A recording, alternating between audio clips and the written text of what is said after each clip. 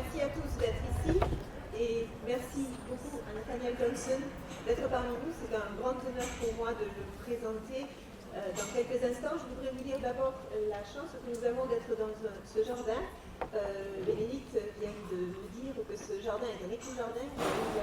Depuis peu de temps, il y a la plaque qui a été posée la semaine dernière, donc nous tenons à vous le signaler. Merci à tous d'être ici, et donc c'est vraiment un grand plaisir pour moi de présenter Nathaniel Johnson. Je vais faire une petite présentation d'abord en français et ensuite en anglais. Ensuite, sa lecture sera bilingue, il lira une partie de ses textes et je lirai une partie en français. Isabelle Katz fera la traduction des questions, donc vous aurez des questions à la suite de cette lecture. Voilà, donc c'est vraiment un grand plaisir. Je dois dire que j'ai découvert Nathaniel Johnson par ce livre, Unseen City. J'ai été en particulier touchée par tout ce qu'il dit des animaux, des oiseaux de la ville, en particulier des pigeons. Et sa manière de parler des pigeons m'a donné des arguments pour parler de mes pigeons à moi, dans mon jardin, quand des voisins étaient contrariés. Voilà, ça c'est juste une anecdote personnelle. Nathaniel Johnson est le rédacteur principal du magazine environnemental Grist. Il est aussi l'auteur de 2 livres, All Natural, qui a été publié en 2013, et Unseen City en 2016. Il a écrit des articles pour Harper's, This American Life et New York Magazine. Il a grandi à Nevada City, en Californie, une ville de la ruée vers l'or, au pied des montagnes de la Sierra, entourée de rivières. Après avoir travaillé comme moniteur de rafting, il s'est rendu en Alaska pour y faire du canot. En quittant l'université, il a trouvé un premier emploi en tant qu'écrivain pour un journal local dans le sud de l'Idaho. Durant les années passées dans cette région, il a côtoyé l'industrie de la betterave à sucre et les réservoirs de lisier au quotidien, ce qui lui a inspiré de s'intéresser à la nourriture et à l'élevage dans ses écrits. Il vit actuellement à Berkeley, en Californie, avec sa femme et leurs 2 filles, que vous avez peut-être aperçues. So I said that it's a great honor to introduce Nathaniel Johnson, who is here for this exceptional conference. You are in an exceptional garden as well, since it is an eco-garden. The place to signal this, to mention this, was placed last week. So this is a great fortune to be here. I discovered Nathaniel Johnson with his book, Unseen City, and it was a great help for me to take care of my own pigeon and to explain to my neighbors why birds were also important in the city. So this is a personal help he gave me without knowing it. Well, so Nathaniel Johnson is the senior writer for the environmental magazine Grist and the author of 2 books, All Natural, published in 2013, and Unseen City, published in 2016. He has written pieces for Harper's, This American Life, and New York Magazine. Johnson grew up in Nevada City, California, a gold-rush town in the Sierra foothills, surrounded by rivers. He started working as a raft guide on these rivers. Then he traveled to Alaska to paddle there. His first job out of college was in southern Idaho, writing for a local newspaper. The years in Idaho brought him into daily contact with sugar beets and animal waste lagoons, which has inspired his writing on food and farming. Now he lives in Berkeley, California, with his wife and 2 daughters, who are somewhere here. Well, so now he is going to read a part of his book, Unseen City, The Majesty of Pigeons, the discreet charm of snails and other wonders of the urban wilderness. En français, La ville invisible, la majesté des pigeons, le charme discret des escargots et autres merveilles du sauvage urbain. So, I'm going to... Thank you so much. It's truly moving for me to come here and be amongst this group of people all thinking about things that I am passionate about, and to visit France for the first time in my life after years and years of thinking that someday I would get here. So. Merci à tous, c'est très émouvant pour moi de me retrouver ici au milieu de tous ces gens qui partagent les mêmes passions que moi et d'être en France, ce qui était un rêve qui devient aujourd'hui réalité. Okay. My daughter, Josephine, is the reason this book exists. When she was about 1, she started asking me about things I'd learned to stop seeing. So I wrote this book to help others see nature in the city.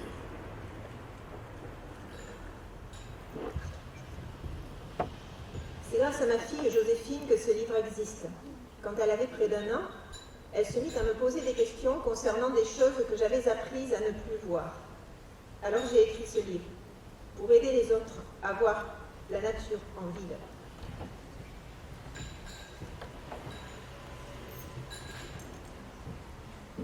This makes more sense. It may not feel as if you are in nature when you walk through a city, but you are. All around you is a densely interconnected web of nutrient exchange, competing interests, and cross-species communication. There's an invisible world right in front of our noses, ready for exploration. Peut-être n'a-t-on pas la sensation d'être dans la nature lorsqu'on marche en ville. Pourtant, on l'est bel et bien. Tout autour de soi s'étend une toile dense et interconnectée d'échanges de nutriments, d'intérêts en compétition les uns avec les autres et de communication interspécifique. C'est un monde invisible qui existe juste sous notre nez, attendant d'être exploré. When I started writing about the creatures that inhabit my neighborhood, my goal was to find the richness and complexity in what I previously had thought of were nondescript city blocks. I wasn't interested in facts, per se. I was interested in living a more meaningful life. Facts are stupid things, the 19th century naturalist Louis Agassiz observed, until brought into connection with some general law. Lorsque j'ai commencé à écrire au sujet des formes de vie qui peuplent le quartier où j'habite, mon but était de découvrir la richesse et la complexité de ce que je prenais jusqu'alors pour des rues citadines quelconques. Les faits concrets ne m'intéressaient guère en eux-mêmes. Je cherchais à donner davantage de sens à ma vie. Les faits restent stupides, disait le naturaliste du XIXe siècle Louis Agassiz, tant qu'on ne les a pas reliés à une loi plus générale. I focused on just a few plants and animals, all synanthropes, the species that thrive alongside humans. Specifically, the synanthropes that are so ubiquitous that they become invisible. I wanted to uncover the wonder of the creatures that are so common, so expected, that they have faded into the background. Je me suis focalisée simplement sur quelques plantes et quelques animaux, rien que des synanthropes, ces espèces qui évoluent aux côtés des humains.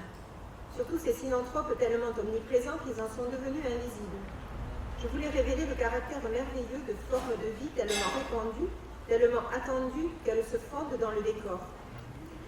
I'd like readers to walk past a ginkgo and experience the same sort of wonder they might feel among a grove of coast redwoods. I'd like them to eagerly seek out the scruffy weeds growing in the cracks of the sidewalk. I'd like readers to feel awe in the presence of a majestic street pigeon.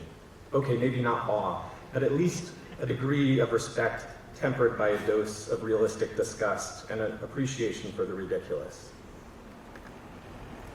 J'aimerais que les lecteurs et lectrices qui passent devant un ginkgo biloba s'émerveillent autant que lorsqu'ils se retrouvent au milieu d'un bosquet de séquoia, comme ceux qui poussent en Californie. J'aimerais qu'ils se lancent à la recherche des mauvaises herbes qui poussent dans les crevasses des trottoirs.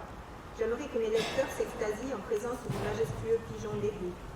D'accord, on n'ira peut-être pas jusqu'à l'extase, mais au moins un certain respect, mêlé d'une dose de dégoût réaliste et d'un peu de goût de ridicule. When you actually live with nature day in and day out, you get to see it at its least dignified. This is a good, even necessary way of looking at nature, because it is honest. Nature is not always beautiful. It can be grotesque, it can be cruel, and it can be comical. If humans hope to achieve a more harmonious relationship with the natural world, we will have to see it in full, breathtaking, dirty, and inspiring, and annoying, all at the same time. Quand on vit vraiment avec la nature nuit et jour, on commence à en voir les aspects les moins dignes. C'est une manière saine de regarder la nature, nécessaire même, qui relève de l'honnêteté. La nature n'est pas toujours belle, elle peut se montrer grotesque, elle peut être cruelle ou s'avérer comique. Si les humains espèrent arriver à une relation plus harmonieuse avec le monde naturel, il nous faudra le voir dans son entier. Le monde naturel tel qu'il est, à couper le souffle, plein de terre, source d'inspiration et d'exaspération à la fois. All too often we see only the good or only the bad. If we can love nature for what it really is, not just as idealized perfection, we'll have a real chance of ending the strife between civilization and wilderness and replacing it with something like intimacy. Trop souvent, nous ne voyons que ce qui est bon ou mauvais. Si nous aimons la nature pour ce qu'elle est vraiment, pas juste une perfection idéalisée, alors nous aurons des chances de mettre fin à la guerre qui oppose la civilisation sauvage, pour la remplacer par quelque chose qui serait davantage de l'ordre de l'intimité. By focusing on urban and suburban wildlife in this book, I'm breaking with the tradition of nature writing. According to that tradition, a man, it's almost always a man, goes alone into the wilderness. He comes into contact with the more authentic form of nature, is renewed, and waxes lyrical. Instead of doing that, I want to bring humans and nature back together to see if I can find the experience of natural wonder without leaving civilization. It seems to me a more honest and therefore a more pragmatic and useful approach. En concentrant mon attention dans ce livre sur la vie à l'état sauvage en milieu urbain et périurbain, je romps délibérément avec la tradition du nature writing. Selon cette tradition, un homme, il s'agit presque toujours d'un homme, s'en va seul séjourner dans le monde sauvage, la wilderness. Il entre en contact avec une sorte de nature plus authentique, s'en trouve régénéré, et il part dans des envolées lyriques. Plutôt que de m'inscrire dans leurs pas, j'aspire à rassembler les humains et la nature pour voir s'il m'est possible de m'émerveiller devant la nature, sans pour autant quitter la civilisation. Cela me semble une approche plus honnête, et par conséquent, plus pragmatique et plus utile. It turns out that a lot of popular nature writing is actually about humans and nature together. The humans just get censored. Thoreau downplays the details of where he got his food and washed his clothes in Walden. And nature photography and documentary films routinely edit out signs of humanity to preserve the illusion of remote austerity. This tradition is so strong that when Annie Dillard wrote her famous book, Pilgrim at Tinker Creek, she decided she had better not mention the surrounding suburban roads and houses.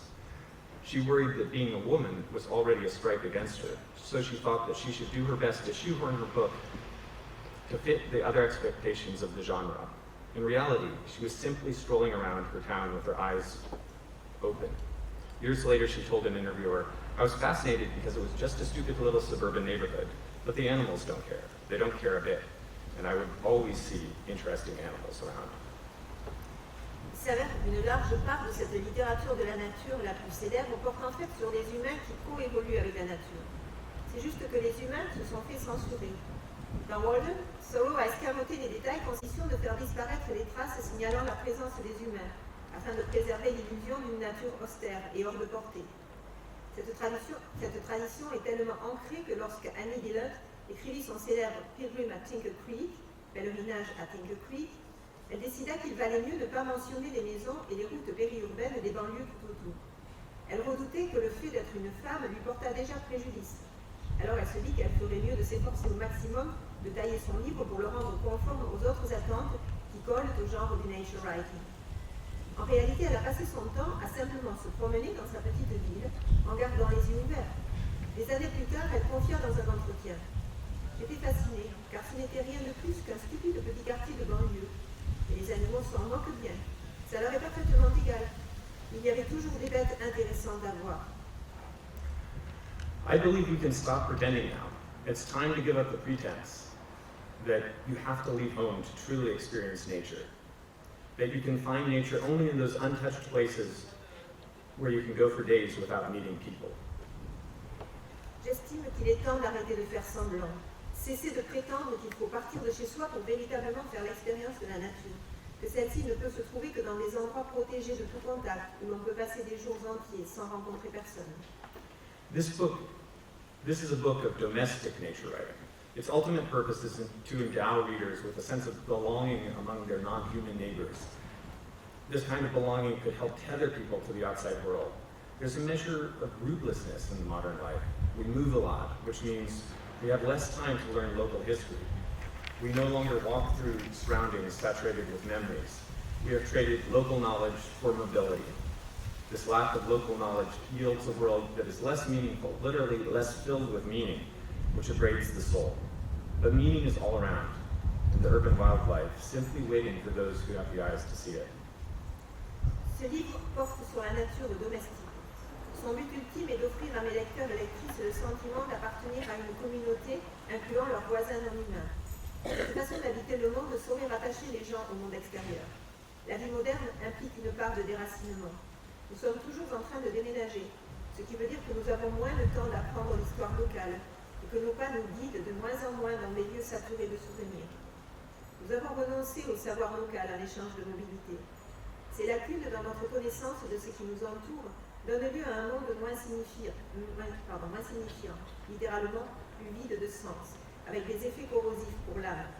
Mais tout autour de nous est signifiant, au cœur du sauvage urbain, attendant simplement que nous sachions avoir des yeux pour le voir. For example, consider the ginkgo tree, which traveled on a near fatal journey out of deep time before finding the perfect home in modern cities. Is there any leaf as strange as the ginkgo biloba? Most tree leaves are built around the main backbone, running up the middle with ribs branching off to each side. And the structure of the ginkgo's dual-lobed fan, the source of the name biloba, is strangely simple. The veins run from the edge of the leaf all the way down to its stem.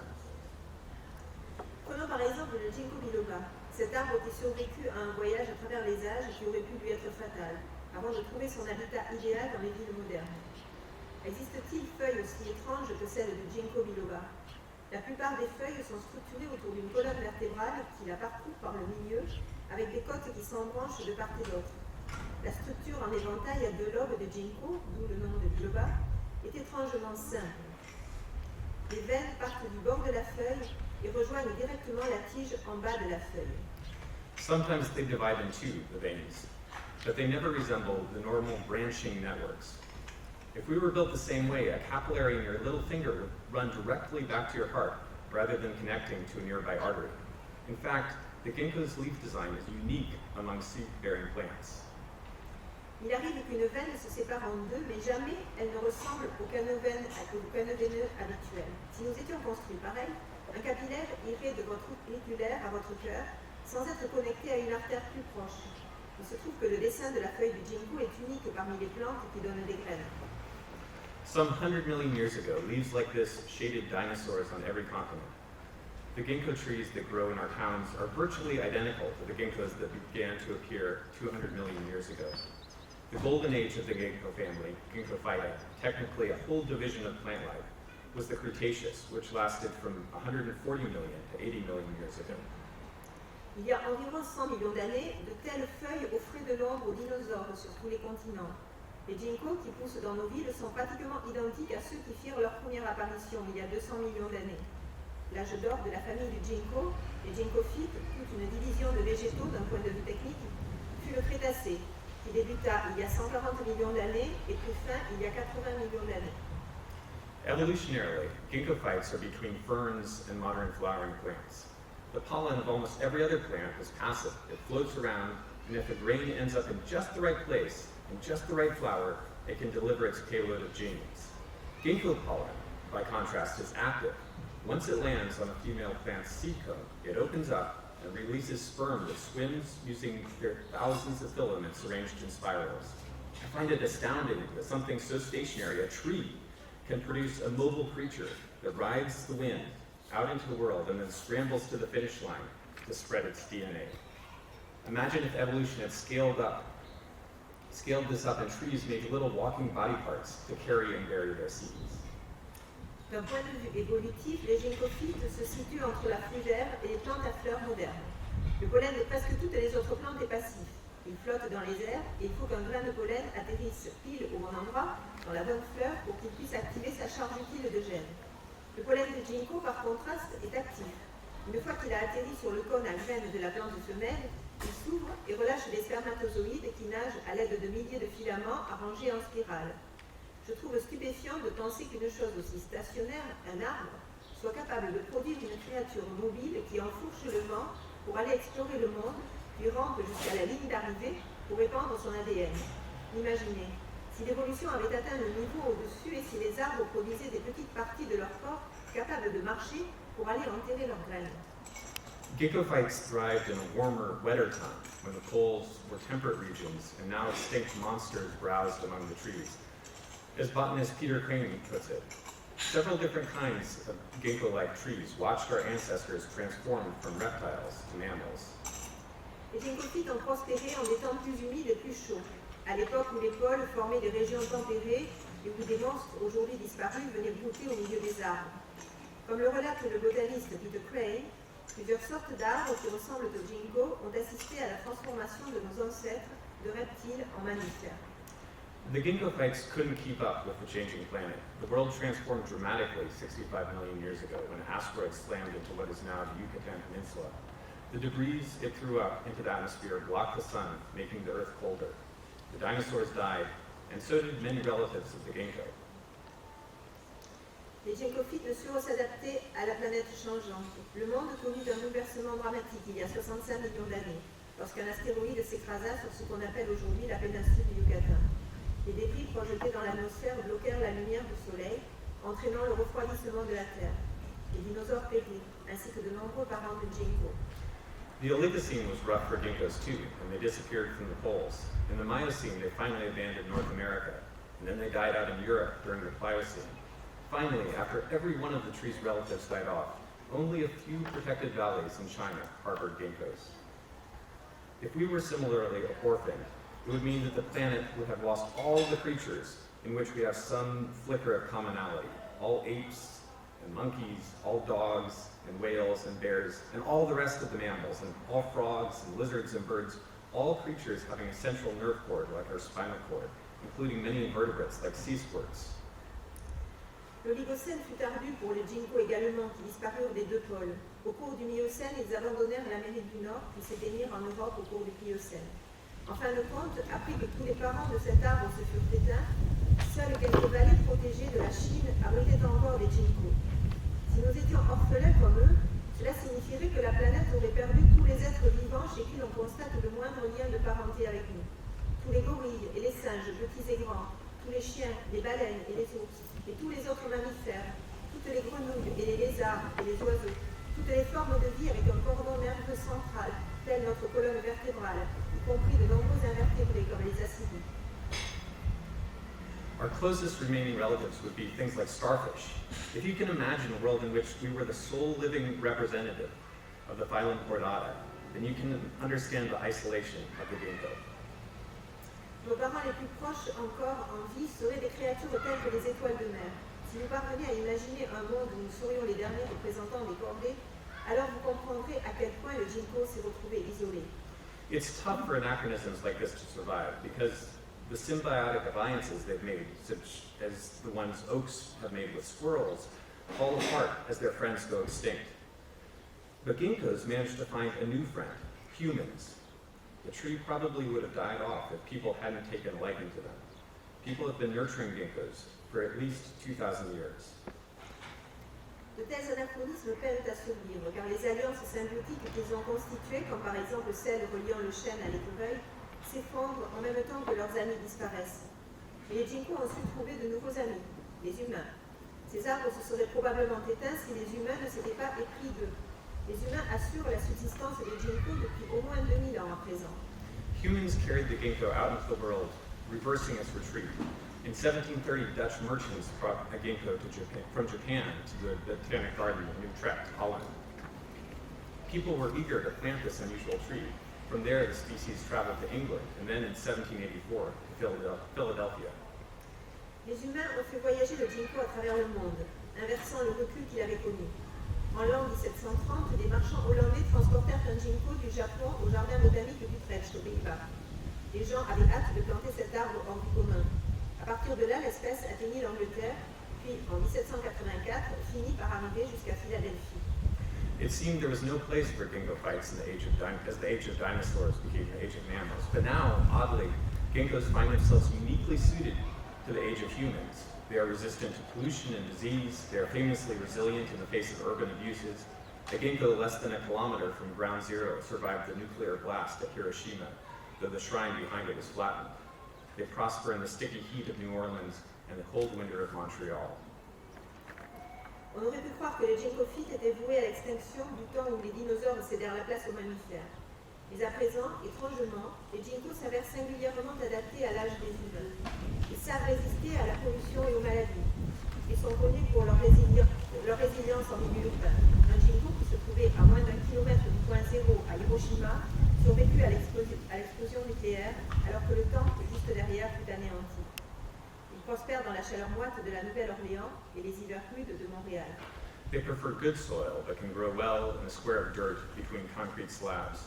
They thrive in partial shade, which is what you get in the presence of tall buildings. By clinging to life for millions of years, these trees have landed in an era offering a new ecological niche, the city, for which they are perfectly adapted. Ils préfèrent une terre riche, mais poussent néanmoins comme il faut dans un carré de terre entre deux dalles de béton. Ils s'épanouissent dans des endroits mi-ombragés, ce qu'on obtient en présence de grands immeubles. En s'accrochant à la vie depuis des millions d'années, ces arbres ont atterri dans une nouvelle ère qui leur offre une niche écologique nouvelle, la vie, pour laquelle ils sont parfaitement adaptés. Ginkgos produce seeds, which are an important part of Chinese cuisine, and there are many things to eat in the urban wilderness. Les ginkgos produisent des graines qui occupent une place importante dans la cuisine chinoise. Le sauvage urbain recèle par ailleurs de nombreux aliments. Many of the plants that are good for people to eat have traveled with us. Dandelion seeds came to the New World on the Mayflower, though historians don't know if they were for use as medicine or food. Dandelions can provide real sustenance if you dig up their starchy roots rather than trying to eat their leaves. Une grande partie des plantes qui profitent aux humains ont voyagé avec nous. Les graines de pissenlit ont atteint le Nouveau Monde en arrivant à bord du Mayflower, bien que les historiens ne sachent dire s'ils étaient destinés à des usages médicinaux ou culinaires. Les pissenlits sont une véritable source de nutriments si l'on arrache leurs racines farineuses plutôt que de manger leurs feuilles. I tend to dislike invasive plants because they take over and crowd out diversity, but when I began to look closely at these weeds, I saw a lot to admire. They can grow in incredibly hostile environments without water, fertilizer, or even soil.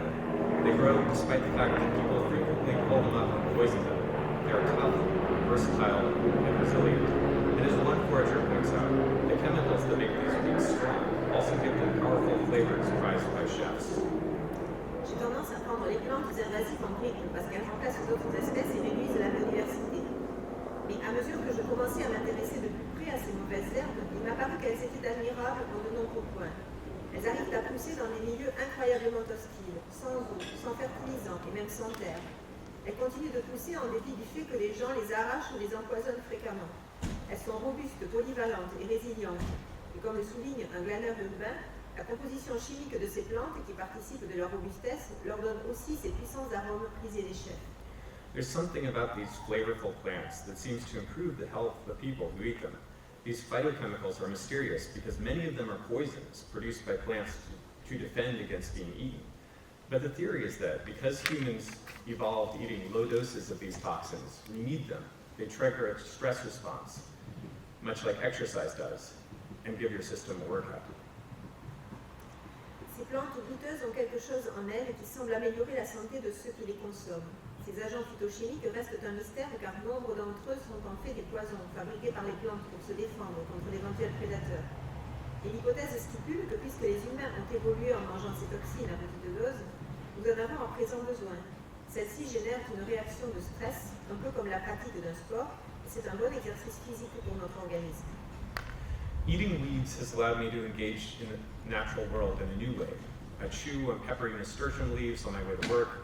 When I'm making a sandwich and realize we're out of greens, I just go outside and pick some. I pluck unfamiliar plants and take them home for identification. Manger les herbes m'a permis d'entrer en relation avec le monde naturel de façon nouvelle. Je mâche les feuilles poivrées de nasturtium sur le chemin du travail. Lorsque je prépare un sandwich et me rends compte que nous sommes à court de légumes verts, alors je sors en cueillir.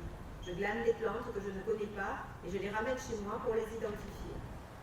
When Josephine learned which species she could eat, this knowledge worked transformative magic upon her. At mealtime, she normally rejects anything green, but she'll happily sample what she gathers. As a passive recipient of food, there's no incentive for her to eat anything but the most pleasing flavors. But when she seeks out her own food, it produces a pronounced shift in cognition.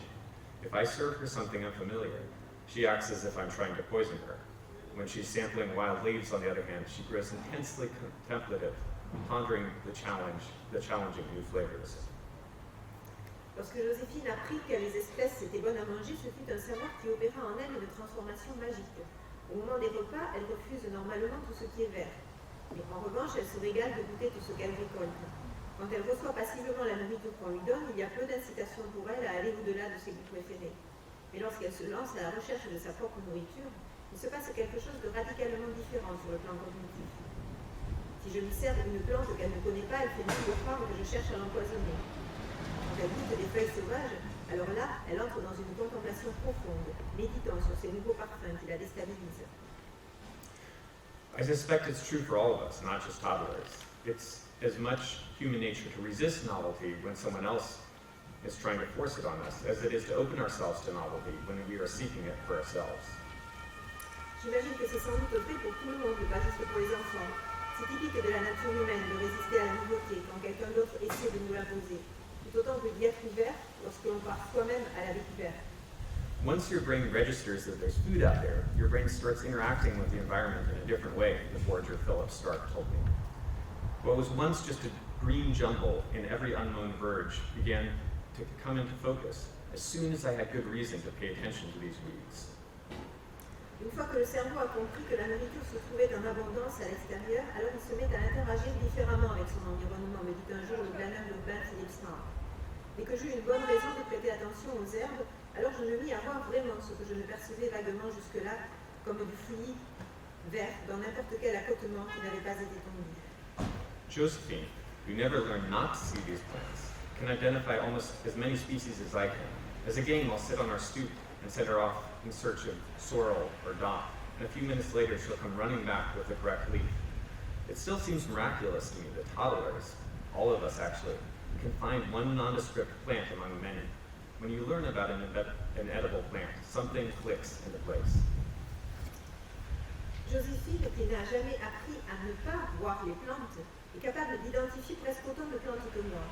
En guise de jeu, je m'assieds souvent sur le perron devant chez nous et je l'envoie chercher de l'oseille et de la patience. Et quelques minutes plus tard, elle revient en courant avec la bonne feuille. Cela me semble un miracle que les enfants en bas âge, cela est valable pour nous tous en fait, soient capables de trouver une plante tellement quelconque parmi d'autres. Lorsqu'on découvre une plante comestible, il y a une nouvelle connexion qui s'établit. Of course, there are more than plants to commune with in cities. The form of wildlife you are most likely to encounter is a pigeon. Many people hate pigeons, but here are a few reasons to respect them. Bien entendu, les villes offrent bien davantage que les plantes dont il veut entrer en communion avec la nature.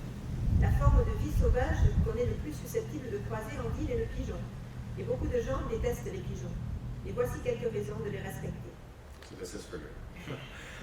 Feral pigeons are the same species as birds bred to race, which have sold for more than $300,000 a bird. Those trained for racing can travel at up to 110 miles per hour for hours on end, propelled by massive breast muscles that constitute a third of their weight. Those breast muscles make them a culinary delicacy, and they are regularly served in fine restaurants. Le pigeon féral est de la même espèce que ces oiseaux élevés pour les courses qui se vendent jusqu'à $300,000 par oiseau. Ceux qu'on entraîne peuvent voler jusqu'à presque 180 km/h, et ce pendant des heures, portés par des pectoraux massifs qui représentent un tiers de leur poids. Ce sont ces mêmes muscles qui en font un mets délicat, et le pigeon est régulièrement au menu des grands restaurants. They have a mysterious ability to find their way home, no matter what scientists do to confuse them. Pigeons have received the highest military honors after delivering messages through storms of bullets. Pigeon Post was the first major endeavor undertaken by one of the fledgling ventures in journalism, which would become Reuters, the world's largest news-gathering organization. Pigeons mate for life and can live to the age of 20. Il possède la mystérieuse faculté de retrouver le chemin menant à son pigeonnier, peu importe ce qu'inventent les scientifiques pour les induire en erreur. Le pigeon reçut les plus hautes décorations dans l'armée pour avoir traversé des pluies de balles afin de porter des messages. Le pigeon voyageur fut l'une des plus grandes aventures entreprises par un groupe de journalistes en herbe, qui deviendrait par la suite Reuters, la plus grande organisation de collecte des informations au monde. Les pigeons forment des couples à vie et peuvent vivre jusqu'à 20 ans. For most of history, there was no distinction between scruffy pigeons and iconic doves. The bird that brought Noah, while on his ark, the first sign of dry land, if you go back to the Hebrew, the word for that bird actually translates to of the pigeon type. Au cours de la majeure partie de l'histoire, on ne faisait aucune distinction entre le pigeon, repoussant, et la colombe, vénérée. Cet oiseau qui apporta à Noé sur son arche le premier signe de terre sèche. Si l'on remonte à l'hébreu, le mot pour désigner cet oiseau se traduit par de type pigeon. But at some point, people began thinking of doves and pigeons differently. They're all in the same family. It's just that somewhere along the line, certain species arbitrarily acquired the name dove, while others got called pigeon. Some got both. Columba columbus has been called both a ring dove and a wood pigeon.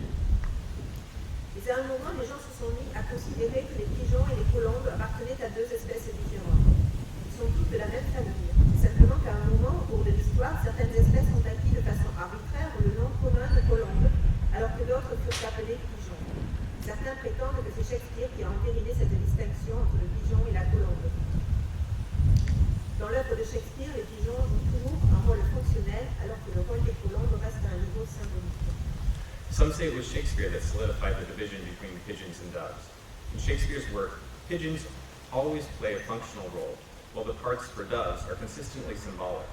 The dove is equated with peace, modesty, patience, love, and other ideals. The pigeon usually just shows up on the dinner plate. The dove is metaphoric, the pigeon is mundane. Donc, dans l'œuvre de Shakespeare, les pigeons jouent toujours un rôle fonctionnel, alors que le rôle des colombes reste à un niveau symbolique. La colombe est associée à la paix, la modestie, la patience, l'amour et autres nobles idéaux. Le pigeon se contente habituellement de faire son entrée dans nos assiettes. La colombe est métaphorique, le pigeon mondain, et cette séparation perdure. And this division is stuck. Dove is pleasant enough title to grace chocolate bars and soap, while pigeon has no marketing appeal. Imagine if John the Baptist had said he saw the Holy Spirit descending to Jesus like a pigeon. Dove, la colombe en anglais, est un titre qui sied de façon plaisante à des barres de chocolat ou de savon, tandis que le pigeon possède peu de pouvoir de séduction pour le marketing. Imaginez, si Jean le Baptiste avait raconté qu'il avait vu l'Esprit Saint descendre du ciel pour venir à Jésus, semblable à un pigeon. But if you're interested in getting past the marketing appeal, past the flash and dazzle of meanings that we've imposed upon nature, and instead simply seeing nature, the pigeon is a great place to start. As any other creature lives so closely with us, while so successfully avoiding the romantic varnish of human imagination. Unvarnished nature is far more wondrous than our romantic artifice. Mais si vous souhaitez dépasser la question du pouvoir commercial, allez au-delà des significations éblouissantes que nous avons imposées à la nature, et si vous souhaitez plutôt et simplement voir la nature, le pigeon offre un bon point de départ. Existe-t-il autre être vivant si proche de nous tout en arrivant à ce point à ne pas se laisser engluer dans le vernis romantique de l'imagination humaine? La nature, débarrassée de son vernis, est bien plus merveilleuse que tout artifice romantique.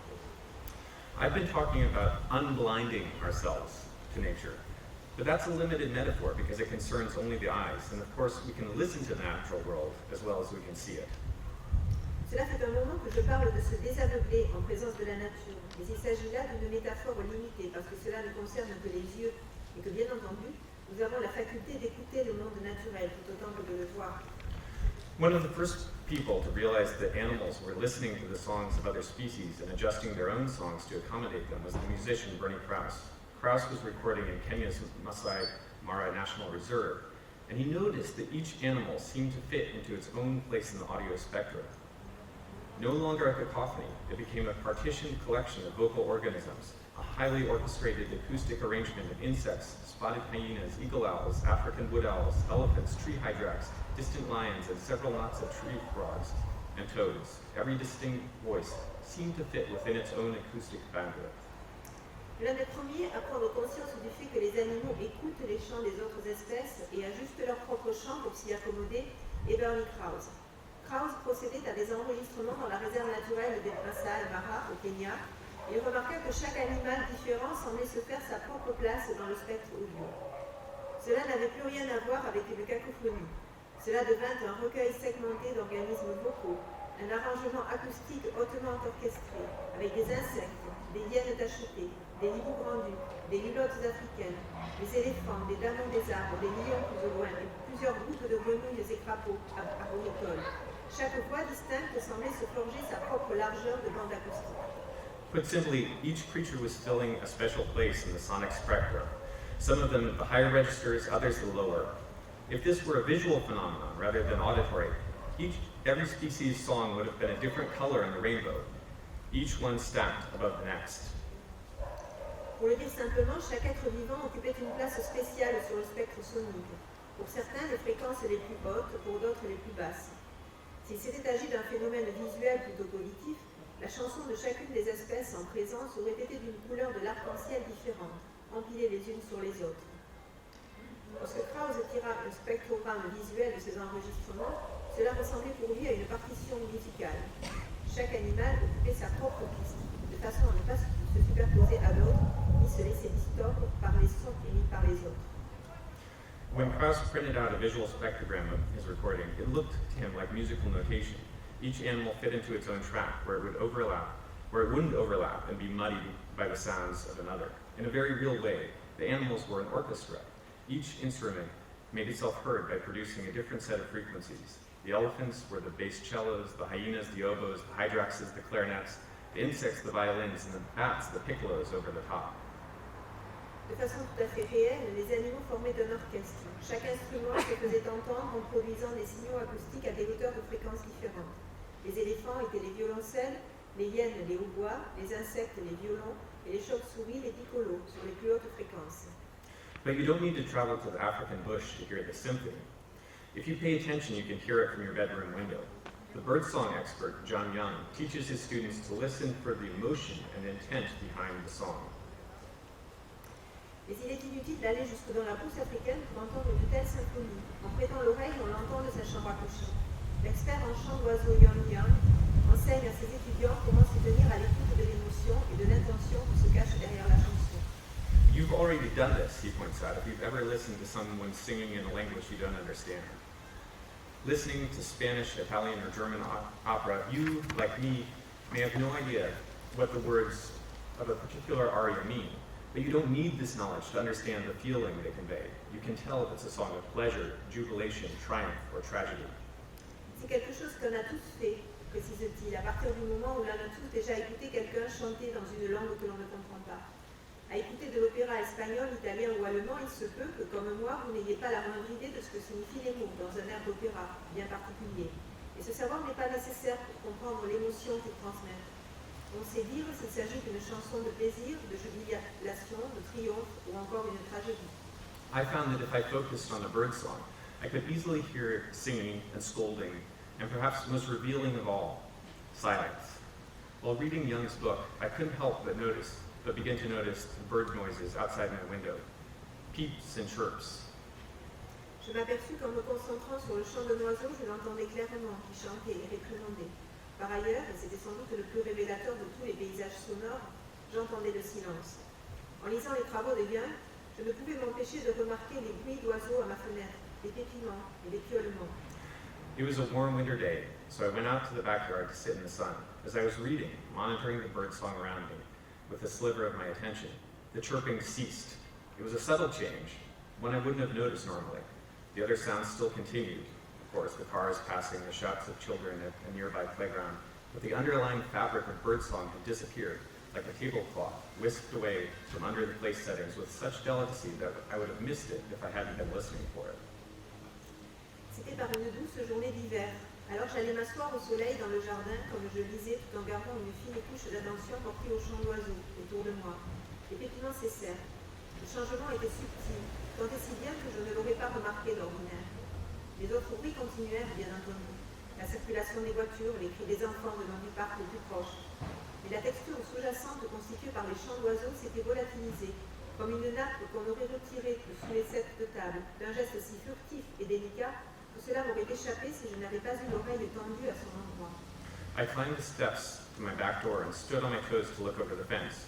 There were about a dozen students walking east on the greenway that borders my house. They were holding hands, forming a cordon that swept across the park. I felt a shiver of triumph. The birds had told me something. Something was happening, and I had been ready to hear. Je grimpais les marches menant à la porte à l'arrière du jardin et me hissai sur la pointe des pieds pour jeter un œil par-dessus la palissade. Une douzaine d'élèves qui marchaient vers l'est sur la trame verte qui longe ma maison. Ils se tenaient par la main, formant un cordon qui traversait le parc de long en large. J'eus un léger frémissement de triomphe. Les oiseaux m'avaient informé qu'il se tramait quelque chose et j'avais su me tenir à l'écoute. Young's method for learning bird language is simple. Find a spot and go there every day to watch and listen to birds. As you learn bird language, a new world is supposed to open to you. Young tells a story of a teenager who calls Jack, who immediately tired of his lessons. La méthode recommandée par Young pour apprendre le langage des oiseaux est simple. Il faut commencer par choisir un endroit et s'y rendre tous les jours pour observer et écouter les oiseaux. Au fur et à mesure qu'on apprend le langage des oiseaux, c'est tout un monde nouveau qui est censé s'ouvrir. Young raconte l'histoire d'un adolescent qu'il appelle Jack, qui se fatiga très vite de ses leçons. After sitting alone in his spot, Jack told Young that there weren't any birds around.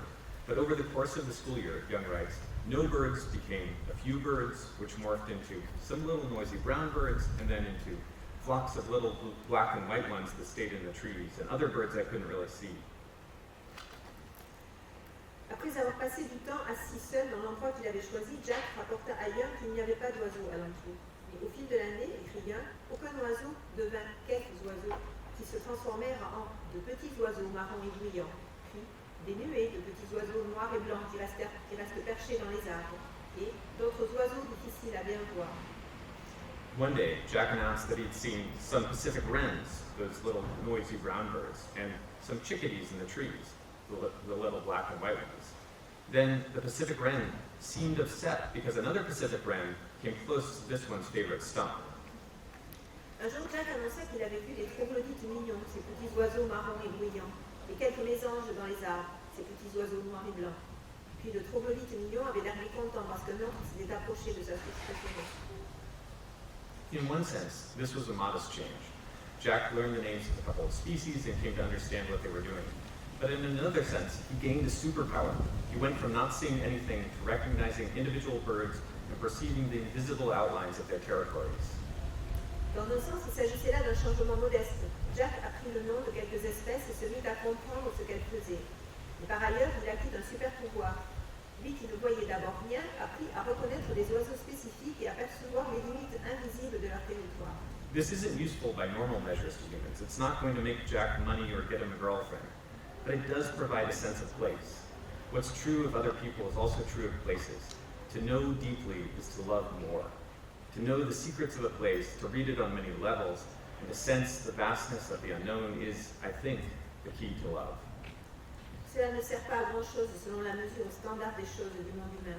Cela ne lui vaudra ni argent ni petit ami, et cela lui procure en revanche un sens des lieux. Ce qui vaut pour les gens vaut également pour les lieux. Connaître en profondeur, c'est aimer davantage. Connaître les secrets d'un lieu, savoir l'interpréter sur plusieurs plans et appréhender combien est vaste ce qui nous dépasse, c'est, je crois, la clé de l'amour. So what does all of this mean? Well, in my experience, studying the natural world around me was pleasant, but also revolutionary. Qu'est-ce que tout cela veut dire? Eh bien, selon moi, étudier le monde naturel qui m'entoure fut une expérience agréable, mais aussi révolutionnaire. If people start paying attention to the organisms that are thriving unseen among us, I think it will change us for the better. On a political scale, we'll become more realistic and more effective in our efforts to protect the environment. On a personal scale, we'll be happier and more full of wonder. Si les gens se mettent à prêter attention aux organismes qui évoluent parmi nous sans qu'on les voie, je crois que cela nous fera changer, et dans le bon sens. Sur le plan politique, nous deviendrons plus efficaces et réalistes dans nos efforts pour protéger l'environnement. Sur le plan personnel, nous serons plus heureux et ouverts à l'émerveillement. Cities are engineered to serve humans efficiently, usually without much regard to the needs of other species, which is why I find such hope in this fecundity, this second wave of life bubbling up and indeed thriving in the places we sought to reduce to purely human utility. Les villes sont planifiées pour servir efficacement aux humains, sans grand égard en général pour les besoins des autres espèces. C'est pourquoi je vois tant d'espoir dans cette fécondité, cette deuxième vague de vie en pleine ébullition, et qui prospère bel et bien dans ces endroits que nous avons cherché à réduire à une utilité purement humaine. Nature has already adapted to us. It's time we adapted to it, or at least took notice. The creatures of the unseen city could be our salve, or even our salvation. As more people have moved to cities, a romantic mode of thinking about nature has grown more dominant. It's all very well to romanticize nature when it's far away, but the real test comes when nature asserts itself in our lives. La nature s'est déjà adaptée à nous. Il est temps que nous nous adaptions à elle, ou tout au moins que nous la prenions en compte. Ces êtres vivants qui évoluent au sein de la ville invisible pourraient bien nous apaiser, voire même nous sauver. Avec l'afflux de la population vers les villes, une façon romantique de penser à la nature s'est imposée comme dominante. C'est très bien d'imaginer une nature romantique et loin de nous, Et le vrai test se présente lorsque la nature s'affirme dans notre vie. Instead of glorifying only untouched wilderness, we might build an environmental ethic that allows humans and nature to live together, an ethic that, instead of telling us to stop spoiling nature, would tell us how to use nature to support ourselves. Plutôt que de glorifier seulement la nature sauvage, inaltérée, nous pourrions bâtir une éthique environnementale qui permette aux humains et à la nature de vivre ensemble. Éthique qui, plutôt que de nous enjoindre d'arrêter de spolier la nature, nous apprendrait à l'utiliser pour subvenir à nos besoins. We might begin to honor and respect people who deal directly with the natural world, the farmers, the miners, the loggers, who make our lives possible. City dwellers often denounce these people for defiling nature while simultaneously demanding the raw materials they provide. Nous pourrions nous mettre à honorer et à respecter ces gens qui vivent directement au contact de la nature, les paysans, les mineurs, les bûcherons, et qui rendent notre vie possible. Les citadins accusent souvent ces personnes de défigurer la nature alors que dans le même temps, ils exigent les matières premières produites par ces mêmes personnes. If we had a more realistic sense of the give and take necessary for living with nature, we might begin to value their hands-on experience. We might see that we need their practical knowledge to guide us to true sustainability. Si nous étions capables de comprendre de façon plus réaliste les équilibres nécessaires pour vivre avec la nature, nous pourrions alors apprécier la valeur de leur savoir pratique. Peut-être nous rendrions-nous compte du besoin que nous avons de leur connaissance du monde concret pour nous conduire vers un mode de vie réellement durable. How do we reach that place where we might use nature carefully, mindfully, to meet the needs of humanity? The first step is to stop thinking of nature as something far away that we must save from someone else and start seeing it all around us. The first step is to open our eyes to the existence of nature in our daily lives. Comment atteindre cet objectif? Arriver à utiliser la nature avec précaution, en faisant attention pour répondre aux besoins de l'humanité. La première étape, c'est de cesser de penser à la nature comme quelque chose de très éloigné, qu'il nous faudrait sauver de quelqu'un d'autre, pour commencer à la voir partout autour de nous. Un premier pas serait d'ouvrir les yeux pour apprécier l'existence de la nature dans notre quotidien. All this talk of accepting the reality of nature might sound as if I'm arguing for disenchantment. My purpose is precisely the opposite. The point of this book is re-enchantment. Instead of glorifying some distant and mythologized version of nature, I argue for the magic of the real. À m'entendre parler de la réalité de la nature, certains pourraient croire que je défends ici l'idée d'un désenchantement. Mon but est précisément l'inverse. Ce livre a pour objectif de réenchanter le monde. Plutôt que de glorifier une version distante et mythique de la nature, je défends la magie du réel. It only makes sense that my daughter inspired this project. It is clear to a child that we live in a world full of magic. As we grow older, tedium and laziness erode this sense of wonder. We get used to things. We stop seeing them. Il est tout à fait logique que ce soit ma fille qui ait inspiré ce projet. Il est très clair pour les enfants que nous vivons dans un monde plein de magie. Au fur et à mesure que nous grandissons, la routine et la paresse érodent notre capacité à l'émerveillement. Nous nous habituons aux choses. Nous cessons de les voir. Rachel Carson wrote that she wished for all children a sense of wonder so indestructible that it would last throughout life as an unfailing antidote against boredom and disenchantment of later years. Rachel Carson a écrit qu'elle souhaitait à tous les enfants une capacité à l'émerveillement tellement indestructible qu'elle durerait toute leur vie, leur servant d'antidote infaillible à l'ennui et au désenchantement qui viennent au fil de l'âge. Parents who are able to nurture that sense of wonder give their children a great gift. And for those of us who feel it slipping away in ourselves, it's not too late. The cure is simply to watch the natural world closely and patiently until your eyes burn through the scrim hung by your expectations and you catch sight of something wholly unexpected. Les parents qui parviennent à nourrir ce sens de l'émerveillement font un cadeau précieux à leurs enfants. Et pour ceux d'entre nous qui avons la sensation qu'elle nous échappe peu à peu, il n'est pas trop tard. Le remède consiste simplement à observer de près le monde naturel et faire preuve de patience, à adopter un regard capable de faire brûler le filtre imposé sur le monde par nos attentes, jusqu'à nous révéler quelque chose de totalement inattendu. This act of wizardry, of re-enchantment, takes work. You can't do it all the time. It's simply not possible to always see the world fresh and in full like a child, while also making money, paying bills on time, and taking care of a family. Cet acte de sorcellerie, de réenchantement demande du labeur. On ne peut le pratiquer en permanence. Il est tout simplement impossible de voir en permanence le monde dans toute sa fraîcheur et sa plénitude, à la manière des enfants, pendant qu'on s'affaire à gagner de l'argent, à payer ses factures à temps et à s'occuper d'une famille. There's a reason my brain created a shorthand for noting and dismissing generic trees. They're not important in meeting my immediate needs, are not a threat. They're not going to make the rent more affordable. It would be hard to function if, like a 2-year-old, I became so transfixed by a seed pod that I forgot to go to work.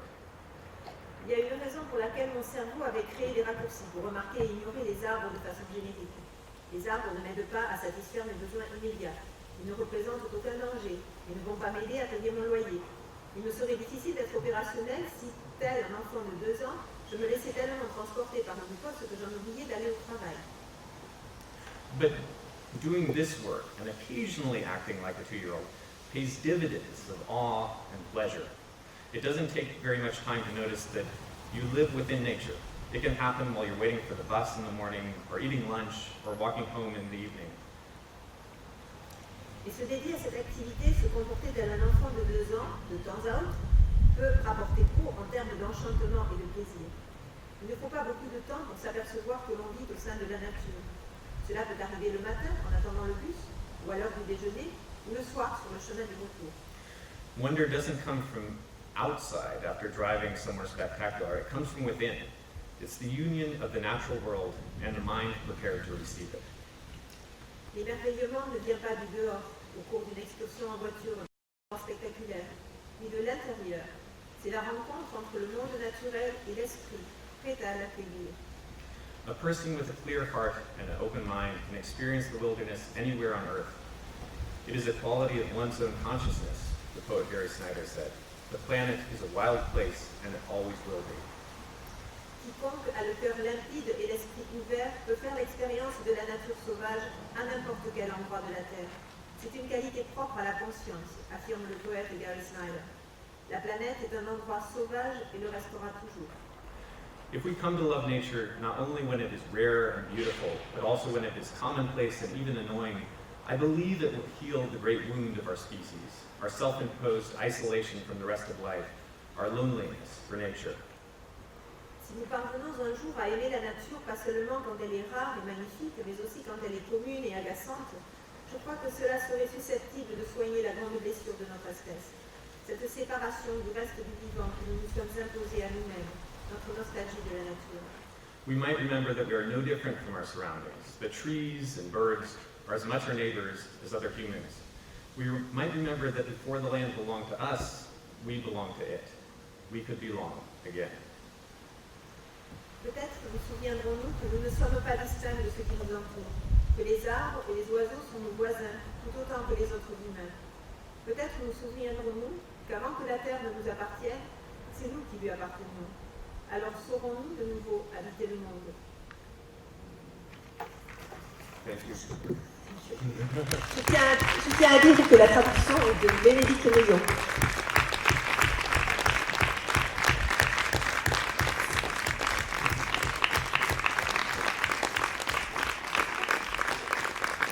And thank you to the people enduring nature beating down on them from above.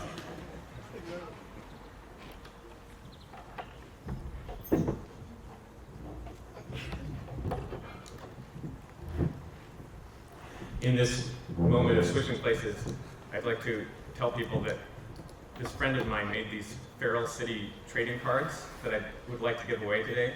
So if you come see me, I will give you maybe a gray fox or a robber fly.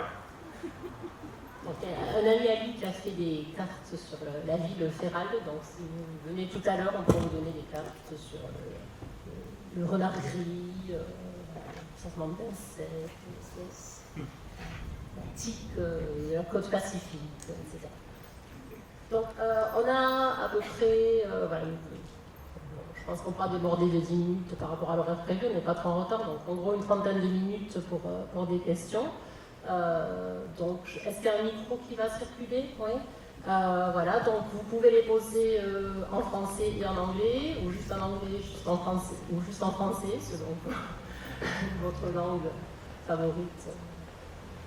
Et donc moi, je me chargerai de faire la traduction pour Nathaniel et de traduire en retour ces réponses. Thank you very much. It was a great talk. And I really enjoyed your book a lot. And can you hear me okay? Oh no, not so great. I said it was a great talk. Thank you so much. And after I read your book, I started indeed trying to pick up different plants and putting them in my mouth. And I continued doing this for quite a while until people started telling me that it might be poisonous.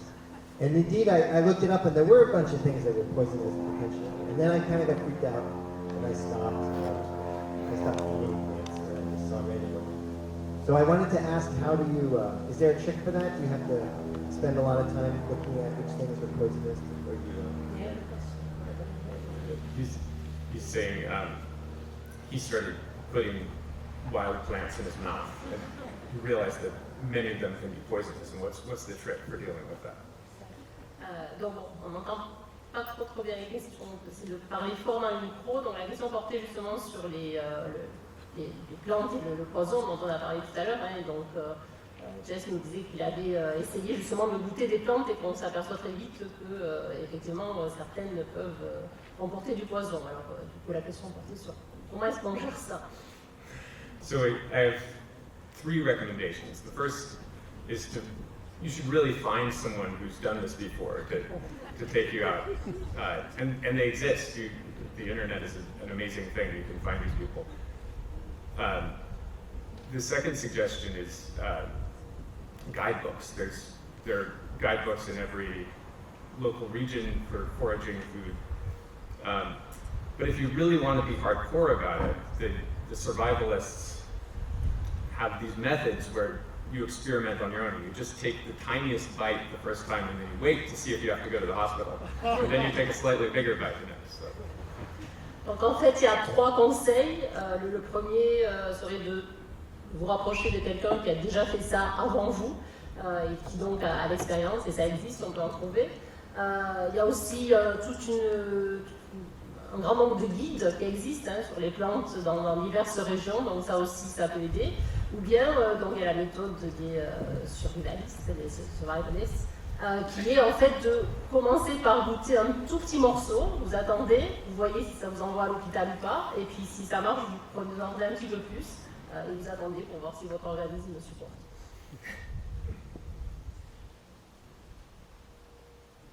Just add a little. You forgot something important. Watch the birds and watch the animals. They teach us. Il y a le 4e, c'est observer les oiseaux et les animaux.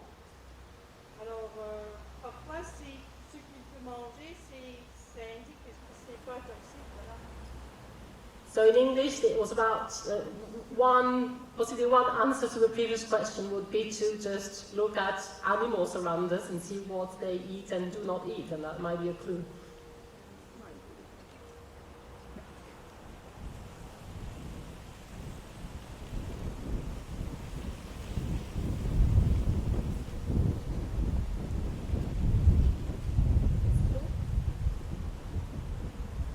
Well, I have one maybe, which is a more general one. I was very interested in one of the words you used at some point, which was making a connection with nature. So could you develop on that and give us more examples? Because I thought that was really the answer, and something you could have used again at the end when you said that we had to rediscover, not just rediscover nature, but redefine the way we deal with nature around us. So could you just develop on this idea of connection, connecting with nature?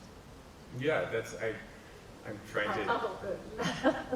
Ma question, une question peut-être plus, qui portait plus sur le contenu, l'aspect précis du contenu de ce qui a été dit, c'était quand on a parlé de connexion avec la nature à un moment donné, et il m'a semblé que ce terme pouvait constituer une sorte de fil directeur à la réflexion qui était menée dans cet ouvrage.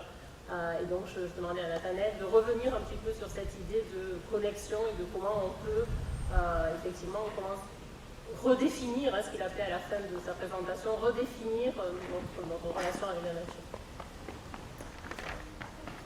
I think that there's probably another book to be written about that question. That's a great question. But the thing I just say quickly is that there are ways in which we are inseparably connected to nature, right? we depend on it for food, for housing, for everything. But in those ways, we tend not to romanticize. We tend not to have the emotional connection. And then there are ways in which we're emotionally connected to nature. When we go up in the mountains, when we go hiking, we see beautiful things, we fall in love with animals. But in those ways, we're not practically connected. And so I'm hoping if we have this misalignment, and so we need those connections to understand that those connections need to exist in both the romantic and the practical worlds. Is that too much? Non, donc il y aura peut-être, il y aurait très probablement tout un autre ouvrage à écrire sur cette idée de lien, de connexion avec la nature. Et en fait, l'idée, c'est que nous sommes inséparables de la nature.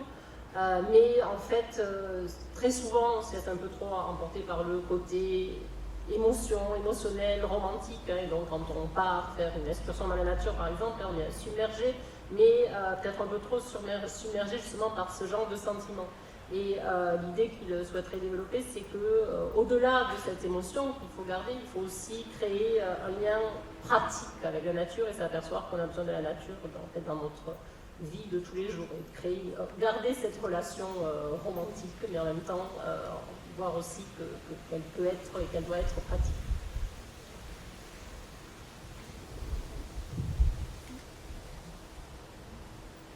Good.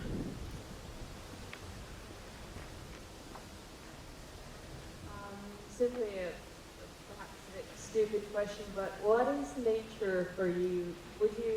Could you define what is nature for you? Donc, si j'ai bien entendu, la question est tout simplement comment est-ce que vous définiriez la nature? Qu'est-ce que la nature pour vous? No.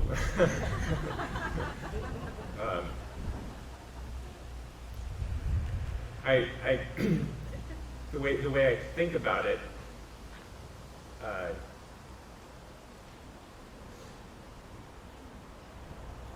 is in contrast to civilization. But it's one of those concepts which, if you start to look too closely around the edges, it dissolves. Donc, la première pensée qui lui viendrait, c'est d'opposer nature à civilisation. Mais c'est un de ces concepts qui part un petit peu, un morceau qui se dissout très vite si on commence à en regarder vraiment les pourtours.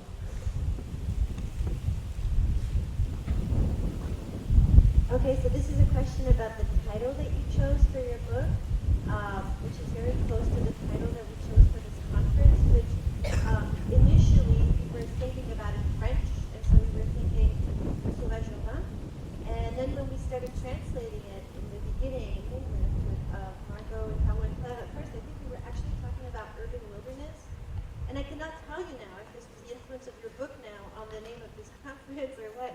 But then thinking through, what the wilderness is in terms of another myth about nature that is constructed in the United States, the whole wilderness idea, we decided that to call it urban wildness would be better. So there was a lot of thinking that went into that, what's behind wildness as opposed to wilderness. And I was wondering if you had given much thought to that distinction at all yourself. Because it's really intriguing for a U.S. writer to talk about, right? Urban wilderness is more maybe attention-gripping, and so this is it cognitively that it's also very appealing, I guess, to read about what the heck is urban wilderness, because it doesn't make sense, right? Right. Alors, je ne suis pas sûre d'avoir tout entendu, j'ai le grain dans les oreilles, mais donc il me semble que la longue question portait sur la question de la traduction, justement, dont le thème du colloque est le sauvage urbain, et la question s'est posée de comment le traduire en anglais et de ce que recouvrait la notion de wilderness, c'est ça? Yeah. I mean, yes, certainly that contradiction, the friction, the sparks that gave off is what was exciting for me. And I think in some ways, the thing I'm most passionate about in this book and sort of my work in general is trying to fix the problem we've created with this idea of wilderness. You know, this place that is idealized for a very certain type of person, you know, with money and the right skin color and the right gender to play in, you know, and this person has probably gotten rich because they've extracted from nature. And so is there a way to make that clear without having to say all of that by simply putting these two words together? Yeah. Donc, oui, justement, pour lui, c'est une question tout à fait intéressante hein, de cette friction entre les deux termes urban et wilderness. Et en fait, il s'est demandé justement comment sortir hein, de cette sorte de contradiction qui avait été créée justement par cette idée de la wilderness dans le monde américain et cette idéalisation et ce qu'on pouvait en faire, ce qu'on pouvait en tirer pour justement répondre à ce qui pouvait sembler être une contradiction.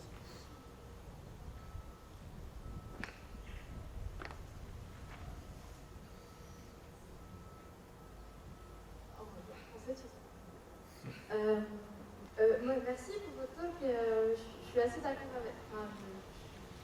Je partage plus que vous.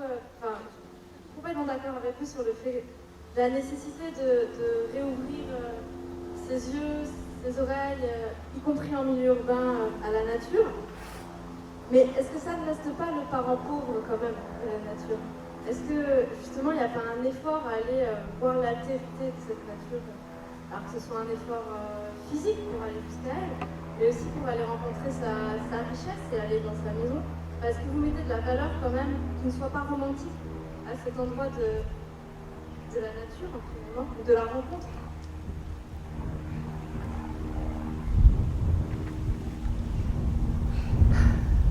So, for what I heard, the question was about when she was saying that she agreed with you on this process of having to reopen your eyes and ears to nature, but then what you make of the effort you have to make about that. Vous parlez de parents pauvres, c'est ça, j'ai bien entendu? Yeah, right, okay. So the fact that it's in an urban setting, does that make it something less than really being in the midst of nature itself, or and what sort of effort does it have to does it Right. ask or demand? So I think that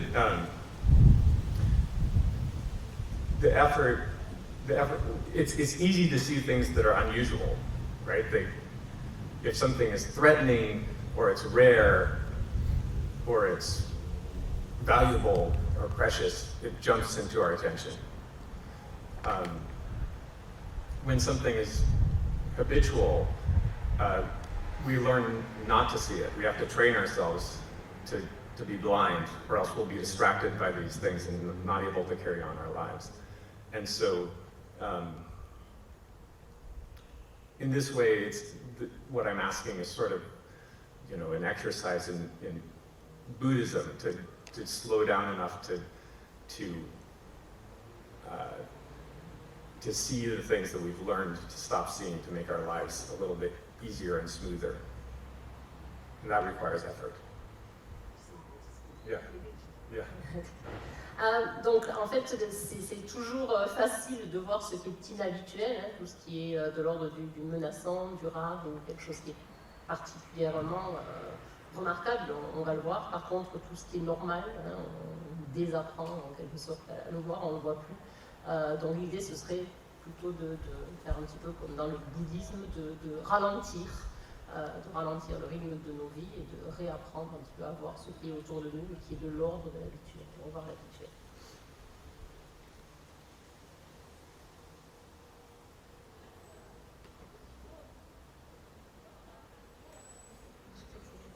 Mais en fait, ma question c'est plutôt si cette nécessité est importante, comment on l'articule? Parce que j'entends que vous dites c'est facile d'aller voir ce qui est rare, mais qui va voir ce qui est rare aujourd'hui? Qui va faire 10 km de randonnée pour aller voir telle espèce d'oiseau? Ce matin, un talk, c'est à 5% de naturalistes.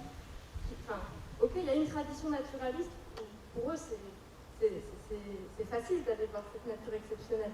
Mais qui aujourd'hui dans la population urbaine fait ça? Plus personne. So the question was, in fact, how does it work practically? In other words, I mean, it's all very well, but who's going to do this? Who's going to work 10 kilometers just to see a bird in an urban context? Right. Well, I don't think, I think the first answer to that is, you know, it's here. You don't have to walk. It's in front of our noses. But the second, that's not the point. You're right. You have to work. And so I think that only the people who feel the loneliness, who feel something missing from their lives, are the people that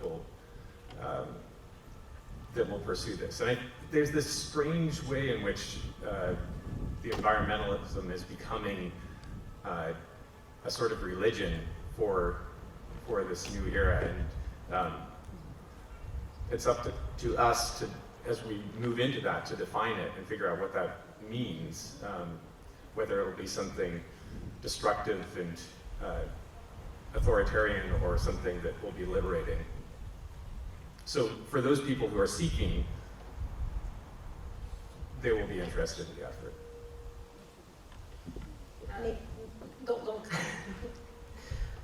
Tout d'abord, il ne s'agit pas nécessairement de faire des kilomètres, parce que très souvent, ce genre de choses se trouve juste devant nous.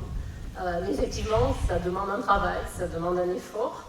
Et en fait, c'est au départ les gens qui vont ressentir un petit peu une sorte de solitude ou un manque, qui vont avoir ce besoin de poursuivre cette quête et de retrouver le naturel. Donc ça devient une sorte de... Voilà, cette ouverture à l'environnement devient presque une sorte de religion, et puis aussi une sorte de réflexion sur ce qu'on veut. Est-ce qu'on veut une sorte de totalitarisme, quelque chose de destructif autour de nous, ou au contraire, est-ce qu'on veut aller vers un mode de vie qui soit plus libérateur?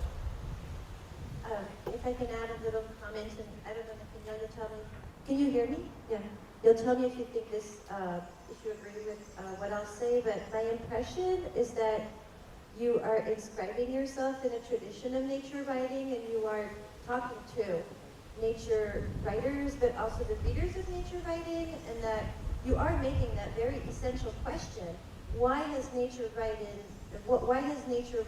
been stories about nature outside of cities entirely, or why has it pretended to be so when, in fact, oftentimes it was not? And I have to say that I'm extremely grateful you're here, and one of the reasons why you're one of the keynote speakers here is because you're one of the first nature writers to talk about urban nature writing as such. And like I said in the opening yesterday, I think it's extremely telling that the eco-critics, us, eco-poets, people who are supposed to be aware of the pitfalls of opposing nature to culture, of separating them, that all of us together 3 years ago, people came from the United States and from France and from all the countries in the world. The theme of the conference was dwellings of enchantment, writing and re-enchanting the world.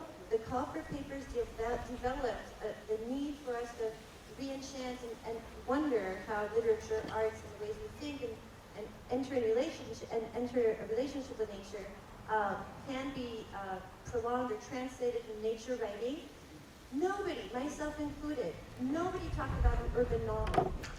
Everybody talked about dwellings of enchantment out there, outside of nature. And this was the starting point for the second conference, is the fact that even we nature lovers and eco-critics and eco-politicians, most of the time, because probably we've been, at least for the United States people or people who study United States literature, we've been so influenced by that tradition of nature writing that pretends that nature exists outside of cities only, right? That we are the ways we think and even lead our research, carry out our research and choose corpuses for texts is entirely dictated by that wrong association between nature as something that is necessarily and only outside should make her. Merci Déné pour les petites questions. Je te laisse te débrouiller. Je vais la résumer. Donc, si j'oublie quelque chose d'important, tu me reprends. Donc, en fait, la question portait sur le fait que finalement le livre de Nathanaël répond à quelque chose qui est que la tradition de ce qu'on appelle le nature writing, l'écriture de la nature. Surtout dans un contexte américain, en fait, elle a depuis toujours séparé la nature du milieu urbain. Et même quand le milieu urbain, comme on disait tout à l'heure dans la lecture, était supposé être là, on essayait de le faire disparaître ou de l'éluder. Donc, et justement, ce qui fait la spécificité des invités de ce colloque-ci, et de Nathanaël Johnson en particulier, c'est que, en fait, il arrive à quelque chose de nouveau finalement, qui est de continuer cette tradition de nature writing, mais en replaçant dans cette écriture de la nature dans la ville, dans le milieu urbain. Et donc Béné rappelait qu'il y a 3 ans, donc en fait avant ce colloque, il y a eu un premier grand colloque à Perpignan en éco-critique, éco-poétique, qui portait sur le réenchantement du monde, comment réenchanter le monde, et finalement elle déplorait le fait que la plupart des communications, et y compris sa contribution, n'avaient finalement prêté que très très peu, voire pas d'attention à ce que pouvait être justement réenchanter le monde, mais dans un contexte véritablement urbain. Et donc c'est ce que ce colloque-ci, dans le prolongement, tente de faire, et ce que Nathanaël nous aide à faire. Well, I would just say, Just to respond to the one of those points, getting back to the idea of effort, nature writing has always been to some degree difficult and about people who are seeking something out of this union of beauty, natural beauty and observation. It's always sort of been a luxury good, and in that way, what I'm doing here is no different. I'm not writing something that I think everyone on the street will read and start a revolution. It's for the same people, I think, that would pick up a book of nature writing and of sort of the traditional, the classic sense, and maybe allow them to cast it in a different frame. Oui, donc pour répondre à ça, Nathanaël nous dit que il repart de cette idée de l'effort finalement que nous demande ce contact, ce lien avec la nature en ville, mais qu'une fois qu'on a compris qu'il y a ce petit effort à produire, en fait, il ne pense pas s'inscrire dans quelque chose de complètement différent. Au contraire, il prolonge. Il continue la tradition de ce qu'a été jusqu'ici le nature writing, qui portait notamment sur l'idée d'une sorte d'union et de rencontre entre la beauté de la nature et l'observation. Donc en fait, il ne prétend pas faire quoi que ce soit de différent et d'être révolutionnaire, mais c'est simplement s'adresser aux mêmes lecteurs qui s'intéressent à ce nature writing classique, mais leur demander simplement de se positionner dans un cadre légèrement différent. Est-ce qu'on peut prendre encore une ou deux questions? Don't you think also that the shift you suggest also requires some deep political and economic changes? Because throughout the whole expose, you never start to even mention that the look we have on the world and the time we have to devote to it, is also determined by the system, by capitalism, by productivism. So what do you make of this very political dimension of the way we look to the world? Bon, la question porte sur peut-on en fait, en tout cas tout ce qui a été dit, comment peut-on le couper d'un contexte politique et économique, et est-ce que justement pour arriver à tout ça, pour arriver à ce lien avec la nature en milieu urbain, est-ce que cela ne demande pas d'abord des changements importants en termes politiques et économiques, et notamment que faire de cette influence du capitalisme et de cette production effrénée dans ce contexte? Yeah, I mean, this is what I write about every day in my journalism. And in this book, I wanted to step back a bit from current affairs. And it's, I mean, we can go there. It's, I mean, I think the short period of time we have, there's, you know, I've been watching us flounder in this direction for the last 40 years, and I see no hope that we'll be able to change direction in the next 12. So, and yes, the capitalist systems are driving this, but so are the socialist ones, and so are the authoritarian.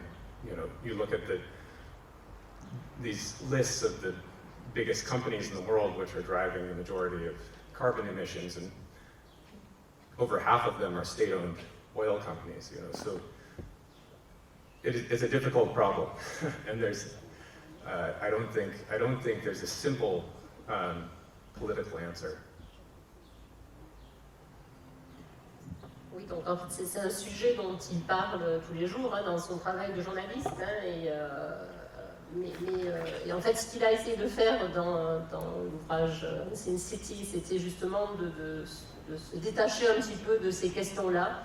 Parce qu'en fait, bon, il a une vision assez pessimiste sur le fait que, voilà, depuis une quarantaine d'années, il voit quand même le monde se diriger dans la mauvaise direction. Il ne voit toujours pas comment ça pourrait être résolu rapidement et efficacement. Il y a en effet l'influence du capitalisme, mais pas seulement. Il y a aussi des gouvernements socialistes autoritaires, etc. Plus toutes les grandes compagnies qui sont responsables de la majorité des émissions de carbone. Donc voilà, c'est pas un problème simple. Il n'y a pas de question simple à apporter selon lui. Mais l'idée, apparemment, c'était que Sin City, c'est une manière aussi de ne pas poser ces questions-là, de commencer par s'en détacher, mais effectivement. I'm not completely pessimistic. I mean, in the sense that we are part of nature, nature creates climate change. This has happened several times before in the Earth's history, you know, and we have the power to see what we're doing and stop it, but perhaps we are no more perceptive than the bacteria that created the last major climate change that caused these extinctions. So the world will change, nature will thrive. Il n'est quand même pas complètement pessimiste, puisqu'en fait la nature elle-même a généré des changements climatiques, donc effectivement, peut-être qu'on n'a plus le recul nécessaire pour voir vraiment où on va, de la même manière que la dernière bactérie qui a créé le changement climatique précédent, mais il est confiant dans le fait que le monde va changer, mais la nature survivra et continuera à fleurir.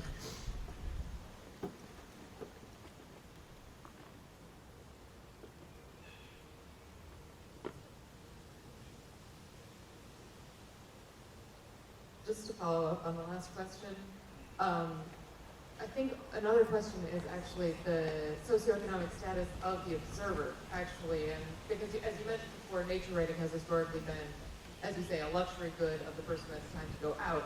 But even inside a city, if we're talking about an exhausted service worker or factory worker or a third shift worker who never sees sunlight, what kind of attention do you see as being able to be brought to nature by these people who are working within the capitalist system? Very little. La question portait sur en fait le statut socio-économique de l'observateur, celui qui observe en ville, puisque ça peut très bien être un travailleur épuisé, etc. Donc du coup, quelles sont ses possibilités pour observer? Yeah, very little. I mean, the opportunity here is to influence people with leisure time, people who are feeling lost and alone and sense of anomie. But for people who are working their fingers to the bone every day, why would they have any interest in this? It doesn't make any sense. Donc en effet, c'est une bonne question et c'est une question clé, hein, parce que l'idée, c'est dans un premier temps d'essayer d'influencer les gens qui ont un petit peu de temps libre et des gens qui se cherchent un petit peu et qui ont envie de combler une sorte de vide et qui auraient le temps de le faire, hein, parce qu'en effet, quelqu'un qui s'épuise au travail tous les jours va avoir beaucoup moins de motivation et beaucoup moins de possibilités de le faire. Donc c'est effectivement une question clé.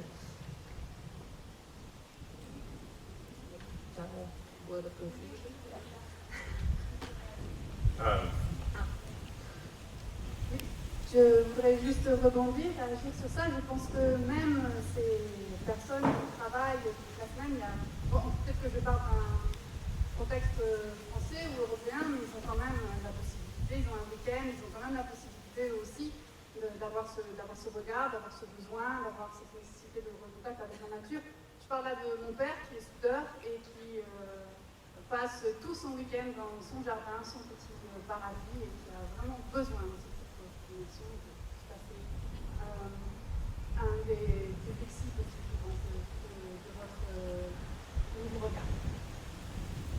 Yes, this was a way to react to the previous question and a more positive view and an opinion that even people working hard all through the week may be experiencing this sense of loneliness or may want to bridge this sort of gap at the weekend. And she was in particular thinking, well, her dad works hard all the week and all through the week, and he's a welder and then loves being in his garden at the weekend. More reaction than a question. Yeah. Donc peut-être quelques mots de conclusion. C'est bon, peut-être. Ouais. Thank you so much.